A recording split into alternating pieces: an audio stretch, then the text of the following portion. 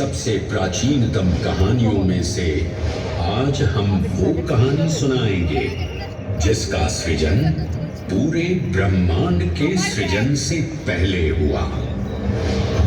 तब न देव थे, न असुर, न जीव था, न जंतु, न जल था, न अग्नि, न वायु, न भूमि। समष्टि के शून्य में विराजती एक शक्ति,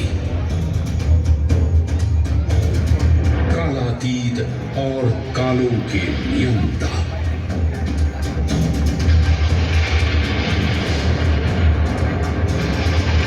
विधाता भी और विध्वंसक भी, अखंड, अचल, अविनाशी। ये कथा है उस महादेव के महाकाल स्वरूप की, जो सृष्टि के आरंभ भी हैं और काल के आगमन भी हैं। वे ही काल के सृजन करता और नियंत्रण करता भी हैं।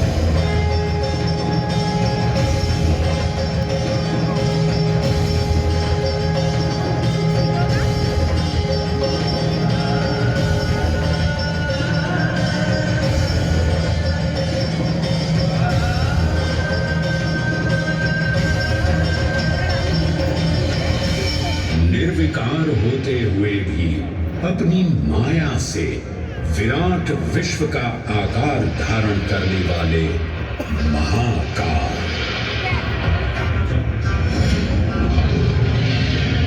मेरुगिरी को धनुष और भगवान विष्णु को बाण बना दैत्यों के 3 पुरों का नाश करने वाले महाकाल। वो महाकाल जो तीनों लोकों में विद्यमान सभी शिवलिंगों में प्रधान है।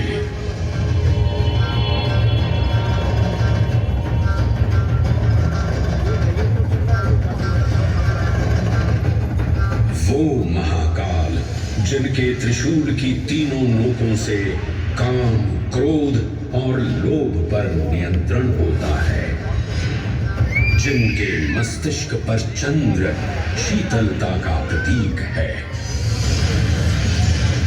और जिनकी सवारी नंदी के 4 चरण सत्य, दया, दान और तप का चिन्ह है।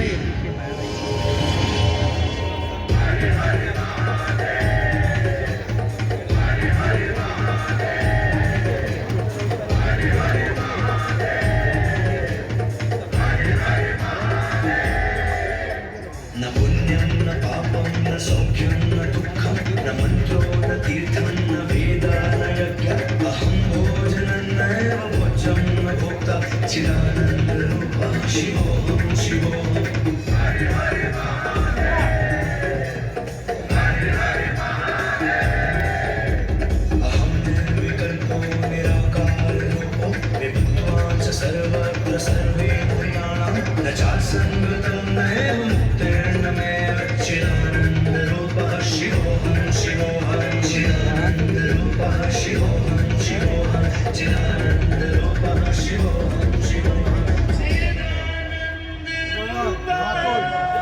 দিদাদের দেখতে গেছে, দিদারা ফোন করেছে, তুমি তো দেখছো না, দিদা আর পৌঁছে গেছে। वराह पुराण में कहा गया है, नाभिदेशे महाकालस्तन्नाम्ना तत्र वै हरः।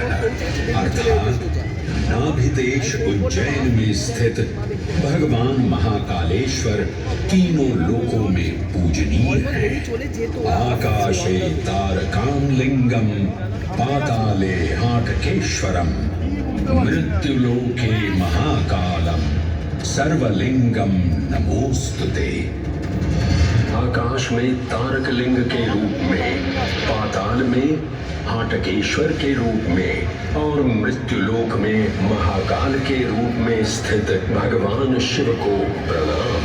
समस्त लिंग स्वरूपों में विद्यमान भगवान शिव को सादर नमस्कार। नाभिदेश उज्जैन का अटूट बंधन है महाकाल के साथ, जो महाकाल स्तोत्र में उल्लिखित है। उज्जयिन्यां महाकालम महाकालेश्वरम हरम महाकालम महायोगिनम नमामि पार्वती पतिम। तो चलिए मैं आपको कथा सुनाता हूँ इसी महान उज्जैन नगर की। उज्जैन, जिसे संस्कृत साहित्य में अवंतिका, विशाला, कुशस्थली, पद्मावती, कनक श्रृंगा, स्वर्ण श्रृंगा, प्रतिकल्पा, कुमुदवती और अमरावती के नाम से पुकारा गया। उज्जैन, जो मनुष्य को मोक्ष प्रदान करने वाली 7 नगरियों में से एक है।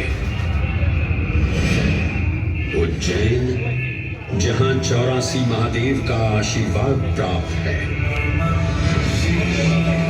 उज्जैन, जिस पर सदा ही कृपा रहती है महाकाल की।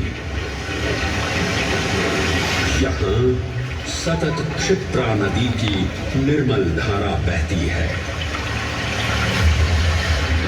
डमरू के नाद से जीवन को ऊर्जा मिलती है। घंटियों की झंकार मन को आनंदित करती है। और यहाँ का आकाश शिव आशीष स्वरूप है। श्मशान ऊषर क्षेत्र पीठम तू मनमेव च पंचकैत्र न लभ्यते महाकाल पुरद्दते।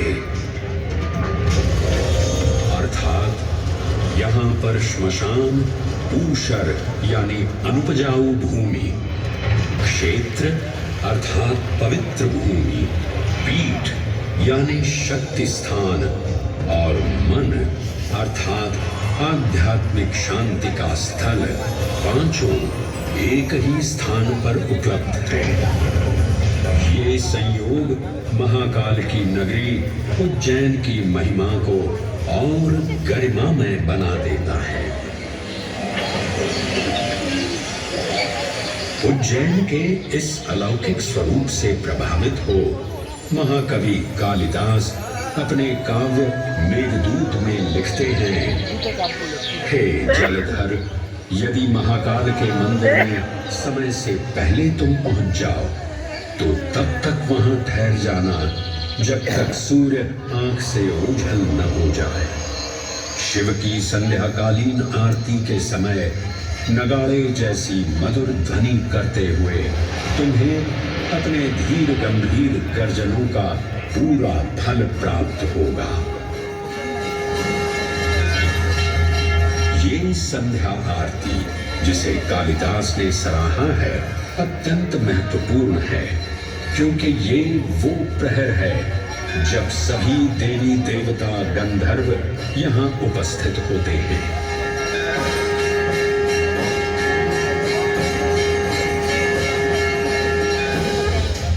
उज्जैन की महिमा अद्वितीय है। सतयुग, त्रेता युग, द्वापर युग और कलयुग, हर युग में इसका अप्रतिम महत्व रहा है। इस काल यात्रा में सबसे पहले आपको सतयुग के उस कालखंड में ले चलता हूँ जहाँ देव और दानव एकत्रित हैं समुद्र मंथन करने के लिए। मन की आंखों से कल्पना कीजिए, भगवान विष्णु ने कूर्म का रूप ले मंदरांचल पर्वत को अपनी पीठ पर उठा रखा है। सागर से विकराल लहरें उठ रही हैं, मेघ भयानक गर्जना कर रहे हैं। देव और दानव वासुकी सर्प को नीति बना और मंदार पर्वत को मथनी बना सागर को मथ रहे हैं कि तभी जल का पाप कालकूट विष निकलता है और पूरी सृष्टि को अपने ताप से झुलसाने लगता है। इस भयावह स्थिति ने देवताओं और असुरों के बीच हाहाकार मचा दिया। ये कैसा अनर्थ है? लक्ष्य था अमृतत्व का, पर अब मृत्यु की विकराल छवि हमारी आंखों के समक्ष मंडरा रही है। इस भयंकर संकट से केवल वही उद्धारकर्ता मुक्ति दिला सकते हैं जो समस्त विश्व के परम संरक्षक हैं। तभी सब महादेव की शरण में जाते हैं और पुकार लगाते हैं, ओम नमो भगवते रुद्राय। और फिर तुष्टा महादेव भक्तों की गुहार सुनते हैं, कैलाश से उतरते हैं, विष को अपनी अंजलि में भर अपने कंठ में धारण करते हैं।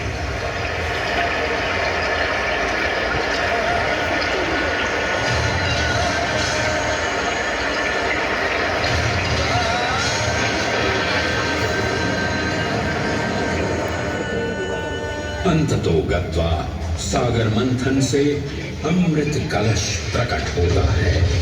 जैसे ही अमृत प्रकट हुआ, दानवों ने इसे केवल अपने आधिपत्य में लेने की आकांक्षा प्रकट की और संघर्ष छिड़ गया। आज यदि हम इस अमृत को प्राप्त कर सकें तो हम देवताओं पर हमेशा के लिए प्रभुत्व स्थापित कर पाएंगे। अमृत अपात्र हाथों में ना जा पाए, क्योंकि ये अपनी शक्ति का असीम दुरुपयोग करेंगे। इस अराजकता के परिणाम स्वरूप अमृत की कुछ बूंदें छलकी और पृथ्वी तक पहुंच गई। 4 स्थलों पर स्पर्श हुआ इन बूंदों का, हरिद्वार, प्रयागराज, नासिक और उज्जैन। अमृत की इन्हीं बूंदों के कारण उज्जैन में हर 12 वर्ष पर कुंभ सिंहस्थ मेले का आयोजन होता है। भगवान शिव की लीला देखिए, लोक कल्याण के लिए स्वयं विषपान किया और अपनी नगरी पर अमृत वर्षा करवाई। अमृत की पावन बूंदों से अभिसिंचित ये दिव्य उज्जैन भूमि रामायण के पृष्ठों में भी सम्मिलित हुई। सतयुग के बाद त्रेता युग में माता सीता की खोज में वानर सेना का यहाँ आगमन हुआ।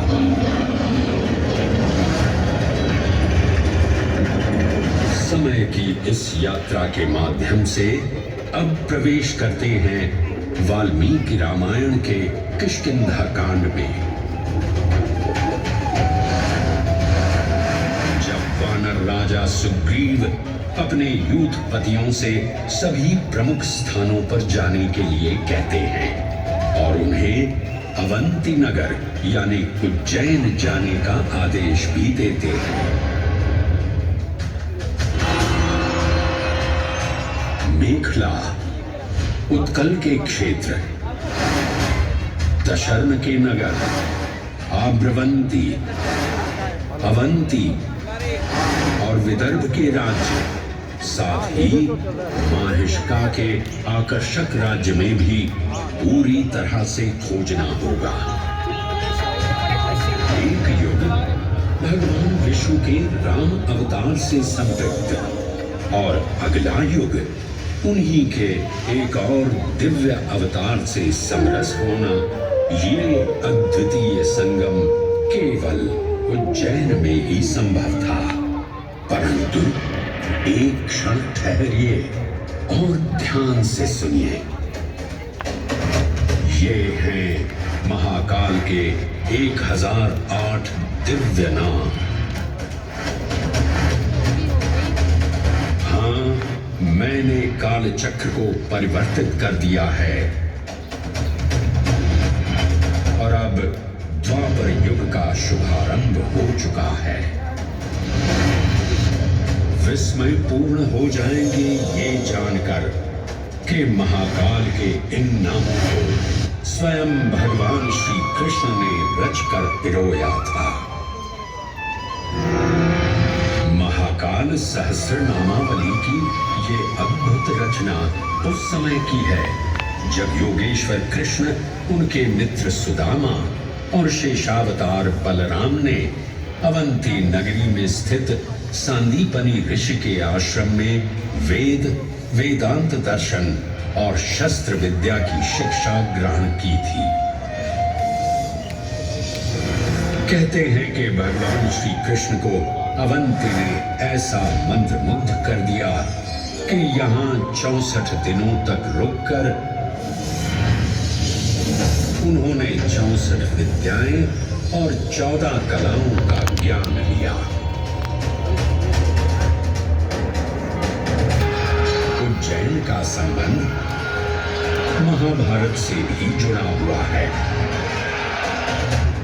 इस महान महाकाव्य के वन पर्व में उल्लेख किया गया है कि महाकालेश्वर मंदिर में स्थित कोटि तीर्थ जल का स्पर्श मात्र करने से अश्वमेध यज्ञ के समान फल प्राप्त होता था। और फिर परिवर्तन की इस अनवरत धारा ने एक नई कहानी लिखी। उज्जैन में उदय हुआ मौर्य वंश का। सम्राट बिंदुसार ने अपने पुत्र अशोक को उज्जैन का राज्यपाल बनाया और समय के साथ अशोक के शासनकाल में धर्म का विस्तार हुआ। मौर्य वंश के पश्चात विभिन्न राजवंशों, सम्राटों और नरेशों ने उज्जैन की सेवा की। उनमें से प्रमुख मारवाड़ और फिर गुप्त वंश ने यहाँ राज कर इसके वैभव में वृद्धि की। उज्जैन ने अपने भव्य तेज से जहाँ महात्माओं और शासकों को आकर्षित किया, वहीं इस नगर पर आतताइयों की दृष्टि भी पड़ी।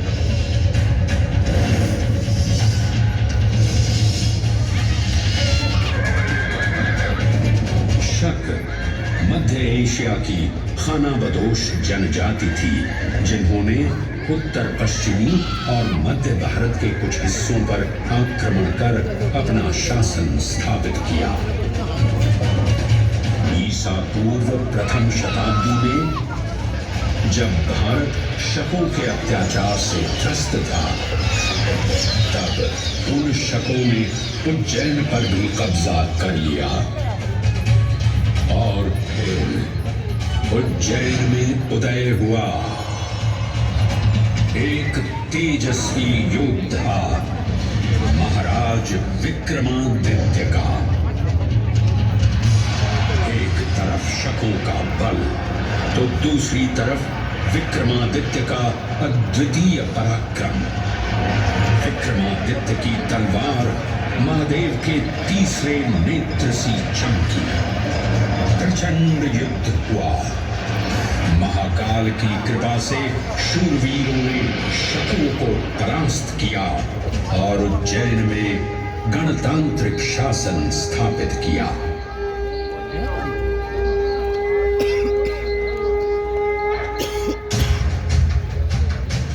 इन्हीं महाबली विक्रमादित्य की राज्यसभा महाकाल मंदिर में ही प्रतिष्ठापित थी। आज भी इस मंदिर की घंटियों में विक्रमादित्य की वीरता और शौर्य की प्रतिध्वनि गुंजायमान होती है।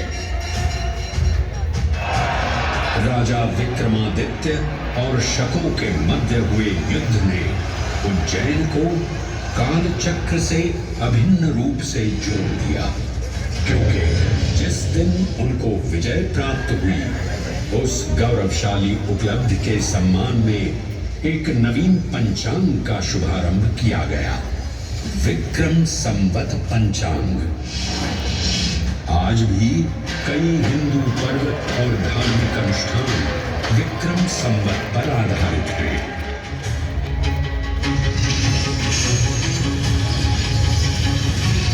पृथ्वी की भौगोलिक कर्क रेखा इस पावन उज्जैन भूमि से होकर गुजरती है। लगभग 300 वर्ष पूर्व उज्जैन विश्व समय का प्रमुख संदर्भ बिंदु था। यही कारण है कि उज्जैन की वेदशाला में वराह मिहिर, आदित्य दास, ब्रह्मगुप्त, आर्यभट्ट और भास्कराचार्य जैसे महान विद्वान अनुसंधान और अध्ययन में तल्लीन रहते थे। खगोल शास्त्र का केंद्र, महाकालेश्वर का आवास, जगत गुरु कृष्ण की नगरी